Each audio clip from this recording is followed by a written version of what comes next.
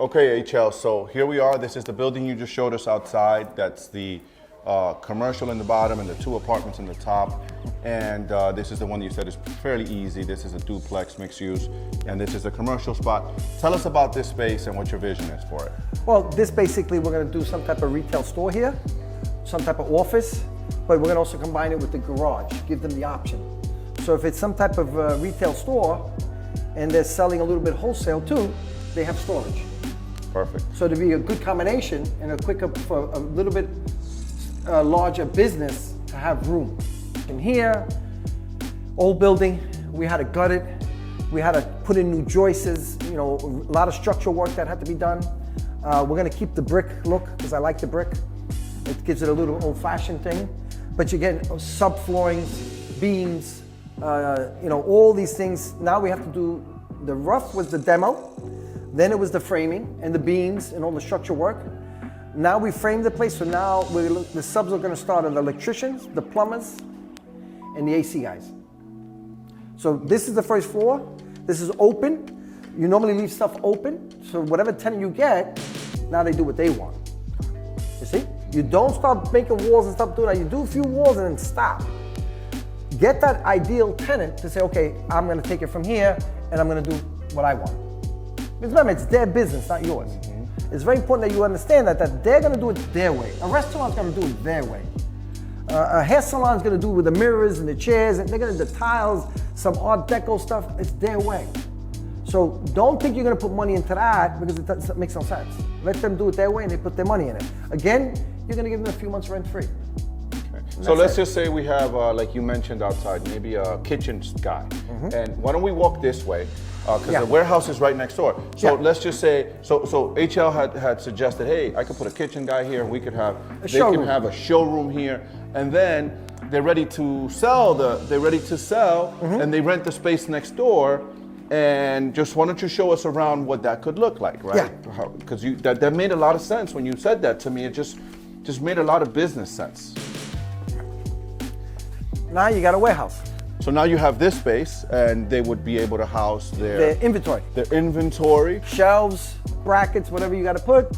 And now you have, this is I think 15 to 1,800 square feet of a storage. This is amazing. Yeah. This is a no-brainer. This is great. With a big garage, door, a roll-up gate, a separate door. So the roll-up gate comes up, you bring in a truck, they unload and load, and it's so ideal that you're not stopping. You know what I mean? It goes real quick.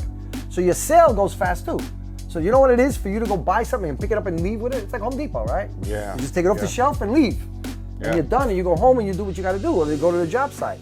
That's the same thinking I'm doing here. That's very smart. Very, very, very great idea. I love the idea. Love the idea.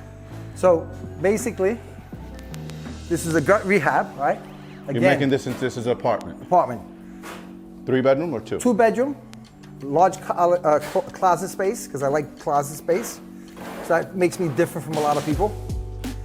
And my method and my model is always the same, okay? If I cannot live in it, I don't rent it. People don't think that way. Cuando es tiempo de buscarte la renta, te jodiste. Hey, you gotta fix this. Hey, you gotta fix that. Hey, this is no good. Hey, this is...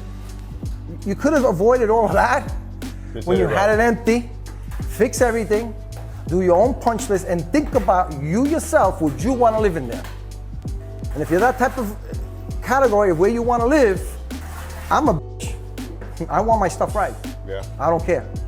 So that's the way I look at it, and it's very important to real estate guys. If you can't live in the apartment, just think about that guy living in it. He's gonna pay you, the next one, but when he comes home one day and the water's not running and his lights are not working right, or the light fixture, say, well, for 1 hour. He's gonna get pissed off, and that's when you stop getting, he's gonna say, yeah, you know what?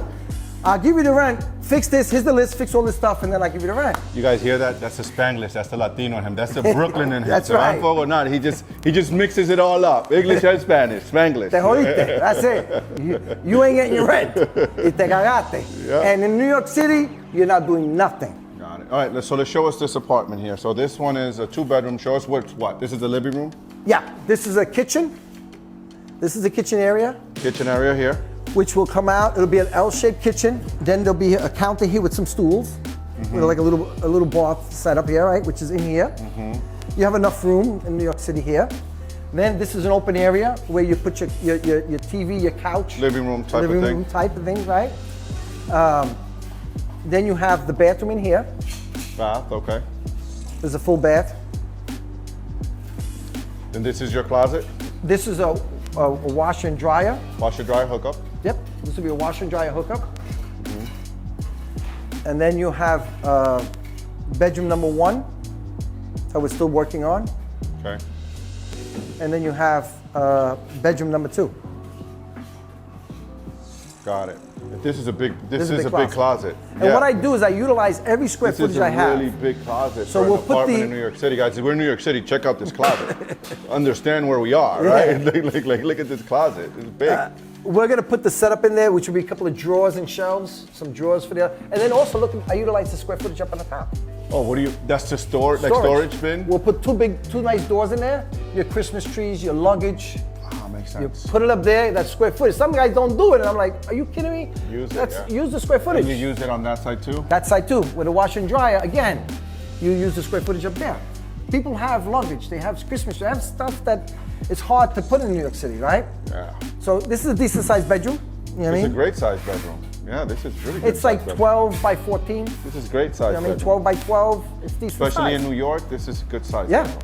So these 2 apartments we did it here, again, we had to change beams, plywoods, rotted. I mean, you open up a can of worms with construction. That's why I tell people, make sure you got a 20% difference to cover the extra costs, the surprises. The wall and the brickwork is no good. It's all rotted out. You know what I mean? We got to re-brick some of the stuff, repoint it. So there's a lot, you have to do. So again, it goes back to learning construction and knowing construction, you know what I mean? And knowing and understanding it. You don't have to actually do it, physically do the work, but you got to come and know that your subcontractors that are doing the work, how do you know they're doing right or wrong? Yeah, unless you know construction. You don't know, yourself. so no, it's right, it's okay, but if you don't know it. If you don't know yourself, you don't know if they're doing it right or wrong. The supports, you see? This is a 12-foot wall, so you need a double support. See, this is too high of a wall. You see? So you have the supports and the cats up on top to hold the wall up. So all these things, if you don't know it, you understand? You're not gonna understand it, and you know what? They can just put it up, and before you know it, it's coming down. a year from now, it's shaking. It's shaking, yes, coming down. See? You got to take the wall down to reach. And then we had to do the new angle lines, I see the angles, yeah, I see the angles. The structure, the angle lines, the brickwork, remove everything, rebuild it back up. And this is what happens. You got to be prepared. In New York City, I don't care where you buy it at, you're going to have a problem. Doesn't matter. Most of these houses are over 100 years old.